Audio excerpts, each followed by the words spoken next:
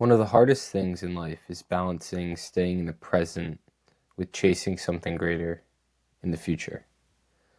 We all have goals for what we want our lives to become, but if we only focus on achieving those goals and optimizing for the future, we'll never truly experience the present for what it is. I've come to see this as life's ultimate paradox. How can we stay grateful for what we have right now while also working toward ambitious goals? Is it even possible? Do we have to sacrifice one for the other? This is what I'm going to talk about today on this episode of the Grateful Podcast. Welcome back, everybody. I'm your host, Jack Wagoner, and I'm super excited to talk to you guys today about something that's super prevalent in my life. I'm calling it the paradox of presence and progress, and it's very similar to the duality of gratitude and ambition. We'll get into the similarities and what all those mean if you guys aren't familiar. But we're basically going to talk about how you can build your dream life without missing the one that you have right now in front of you, because that's huge, right? You don't want to go after your goals and be so future oriented that you miss the moment that you're experiencing right now. Life is just the present moment continued for a very long period of time. You're always in the present, but we're thinking about the future. We're thinking about the past.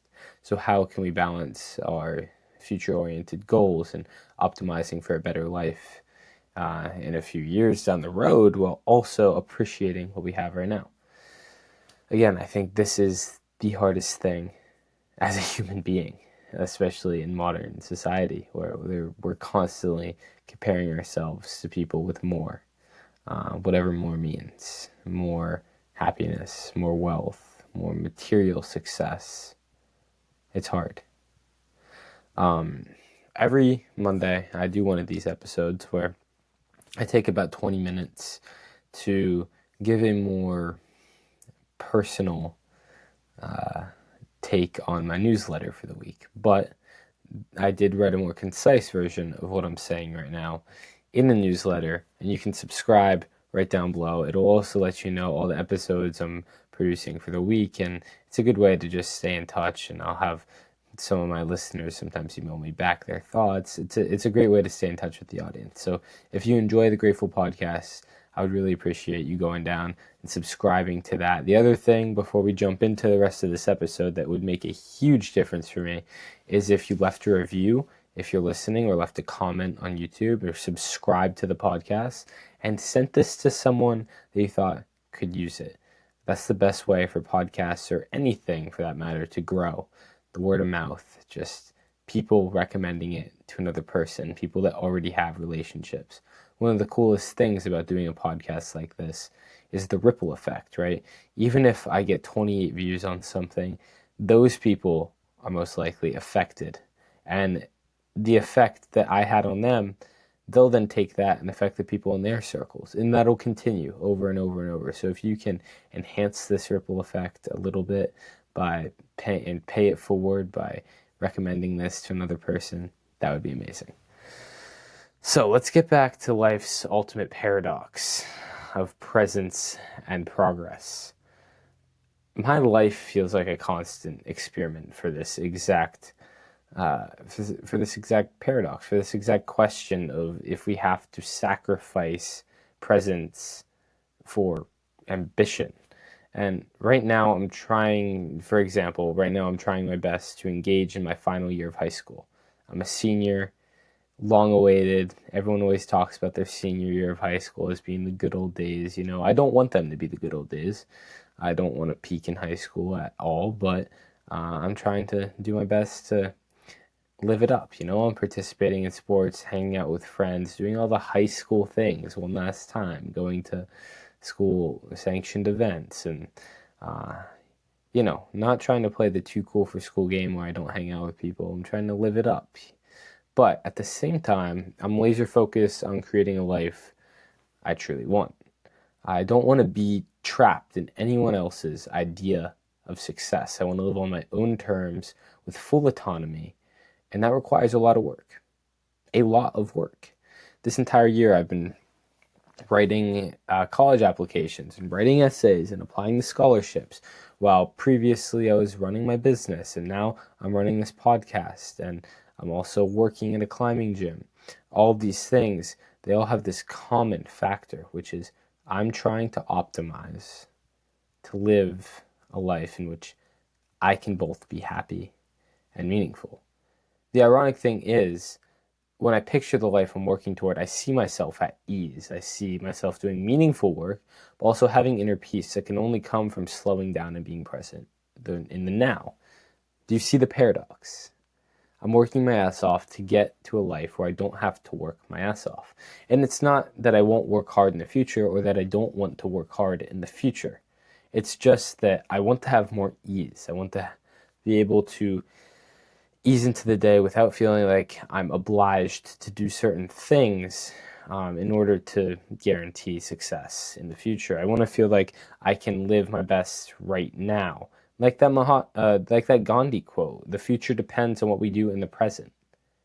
That's so true. And I want that to be my life. And it is, right? If I'm not doing what I need to be doing in this present moment, I won't have the future outcomes I expect. If I don't record this episode of my podcast on this Sunday night at 8 p.m., I won't be able to publish 3 episodes this week. I think a lot of people see the finished result of certain things. They don't see the work that went into them. That's a whole nother conversation. But my point with this is all of the work, the question I ask myself is all the work I'm doing necessary? Or could I just not work so hard and chill right now? What I've come to accept is that the most effective path toward the future I want is to be present right now. The challenge is, and this has been one of the biggest struggles for me, you can't truly be present if your only reason for doing so is to optimize for the future. True presence, the kind that actually fuels success, only comes when you let go of your attachment to your goals. This is one of the hardest things that I've been working on for a very long time, 2.5 years now, and it's exactly what holds me back in my meditations and everyday life. At least that's what I tell myself. My whole platform is built on this duality of gratitude and ambition, but I have not mastered it yet myself, and I don't know if I ever will. That's important. One of the biggest lessons that I've learned on this podcast is that everyone is a human being with human problems. No one is above these human problems. Anyone you look at, no matter how many followers they have, how much money they've made, they all seem to have these human problems.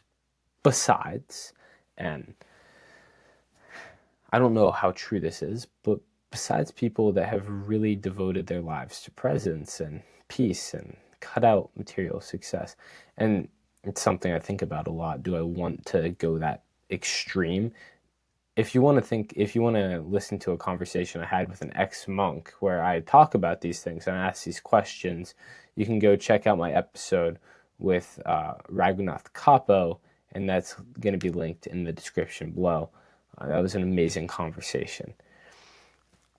The belief that there is some future moment more worth our presence than the other we're in right now is why we miss our lives. That's a quote by Cory Muscara, influencer, former monk. I don't want to miss my life chasing an idea of the future, only to get there and keep doing the same thing. My solution to this, I don't know, but I think that balancing ambitious action with conscious gratitude practices and meditation is going to be my solution. I still have a lot of work to do, but that helps, and it's helped. And I recommend that you try it. Conscious gratitude, being consciously grateful for something in your life right now, while also being clear and taking action toward goals, is the best way to balance this fulfillment and this presence with ambition and action. There's often this misconception that you're either present with ease, that ease that I was talking about, that only comes after you achieve something. And I don't know if that's right. What I want to do is figure out how can I have that ease in my life while also going after something. I don't want it to be a result because nothing in life is ever just a result. There's no endpoint to anything. That's a myth. You're never going to get to the point where, yeah, I've done enough work that I can just stop. You're never going to exercise so much.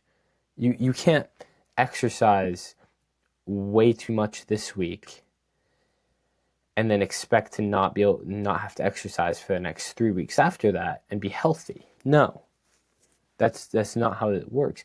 You can't go on a month-long diet and then say, sweet, now I just have a month where I can eat pizza and ice cream every night. That's not how life works.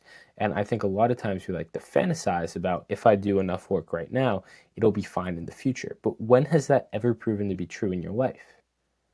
I bet you cannot find one real moment or scenario where you've been able to completely ignore something that you worked so hard for, besides maybe something like school. And I think that's where this problem starts. This problem in school where the very responsible kids, like me and my entire school life, if I would get homework, I would do it all the night I got it so that I wouldn't have homework for the rest of the week. That was in like middle school when we first started getting homework and we'd have like a packet for the week. I would do it all the first night so I wouldn't have to do anything for the rest of the week. And that idea transferred into everything else. I thought that if I did enough work up front, I wouldn't have to do anything later. And come and find out you can never do enough. And this idea that you can never do enough is really the root of so many mental problems. Workaholics and dissatisfaction that people feel, it comes from this idea that they feel like they'll never be enough. And this is not, I'm not educated on this, so this is just my opinion and what I've noticed, especially in myself. This idea that you can never do enough is what seems to subtract from that ease I like to feel in my life. And the moments where I felt that ease that I'm talking about, and I think we all crave. I mean, the word ease, someone told me the other day, is mentioned like 30 times in the Bible. It's not this new concept. People have wanted ease for a long time. It's something that so many people work toward. It's the idea of retirement at the end. It seems to be the ease that we want seems to be subtracted from by this idea that we'll never do enough. So we think that we have to do something to earn ease, and then that never comes because we're always trying to do more to earn it. The quickest solution, the quickest way between 2 points is a straight line, right? Why don't we just go to the ease? We can just take the straight line to that ease, which is have it right now. And sure, maybe you won't achieve the same material success that you would have if you didn't prioritize ease in your life. But you're also going to achieve a lot more fulfillment in that end goal that you're actually working towards. If you say that all your work is to eventually have some ease in your life, then why would you not just take some ease right now? Take an hour out of your day to meditate or to read or to just chill with your family. Why are you dedicating that toward work that is supposed to eventually give you ease? It's the whole fisherman's paradox I talked about in a previous episode, where a business guy, I guess I'll just explain it because there are a lot of new listeners since 2 months ago when I did that episode. There's a businessman that walks up to a fisherman on a beach and says, hey, why don't you start a business with this, basically? And I'm taking the shortcut version because I've explained it before. I'll link the previous episode in the description. And he's like, because I'm right. And he's like, why would I do that? And the businessmen and the fishermen go back and forth until he's like, well, you could. He's like, what would the end goal be? Why would you do that? Why would I want to do that? He says, you could lay on the beach and fish with your family and watch the sunset. And he's like, what am I doing right now? He's not rich, but he has the same ability that the rich man had. I guess I'm so hyper-focused on this idea, right? Because it's countercultural. We're fed, especially kids of my age, this idea that you need to go to school. We're fed this path of how you can become materially successful, but you're not fed this path on how you can become fulfilled. And that's what I'm trying to find, and that's what I'm trying to create for other people, a path on to true fulfillment that isn't something like going and living in a monastery for 5 years, because not everyone's willing to do that. And I don't think that we should have to be willing to do that in order to achieve a peaceful life. I don't think that that sacrifice is necessary to achieve inner peace and fulfillment. Sure, you might become more fulfilled, but when is it enough? How can you become fulfilled enough? By not having to sacrifice all of that. That's what I want to learn, because as a young person, I'm not trying to fall into the trap of following what other people say will bring me somewhere. Like I said before, I want to create a life that I truly want. I don't want to live by anyone else's ideas of what that success looks like. I want to be aware of my thoughts to the point that I know when I'm taking action for myself and when I'm taking action for other people. And I never want to be taking action for other people. I did that for too long. I know how it makes you feel. I want other people to be able to get to that point so that if we're all taking action for what we truly want, optimizing for our happiness, for our peace of mind, this world would be a better place. People would be happier, feel more peaceful, be more grateful for what they have. All right, that was a tangent, as these Mondays usually are. It's like I had someone say to me, it's like my diary. And I guess it is in a way. It's going to be interesting to witness how these conversations with the camera evolve as I continue to grow, both as a person and as a podcaster. For any of you listeners that are not aware, I'm currently making a decision on what I'm going to do in my future.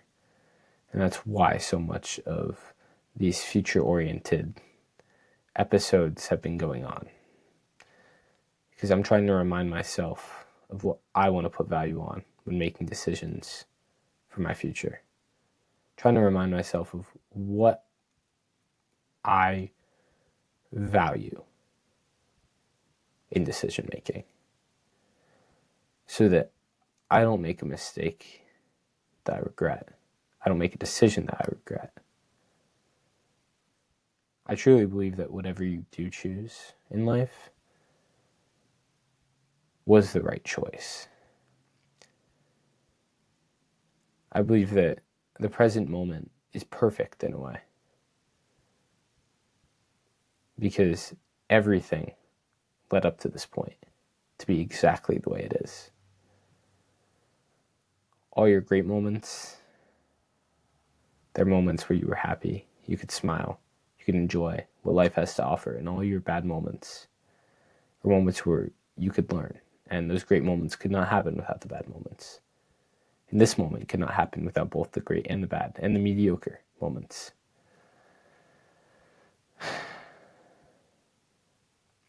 I need to choose whether I want to go and do something that I've thought about doing for a long time, or do something that seems like it would align with my values, and does align with my values, where I would meet people that are similar, like-minded, but has not been what I pictured for a long time. I need to choose between the city and, well, also a city, but more nature, travel and more nature. I need to wait on a decision from the best university in the world that would feel great and stroke my ego. but I'm not sure if that's what I want to do. Anyways, there's my little personal bit to end this. Thank you so much for listening if you've gotten this far, or watching if you're on YouTube. I really appreciate everyone that tunes into these. I know not as many people tune into these as they do the interviews, and that's okay. But you guys are the true fans, and I really appreciate it. And I really, really, really would love a review, or even just a little message on Instagram or something about what you think I could improve, because I really do want this to be a podcast that reaches many people. I think I have value. I can add value to many people's lives. And if you agree with that, just send this to people, get the word out about the Grateful Podcast, and make this world more grateful. Thank you so much. I hope you have a great week.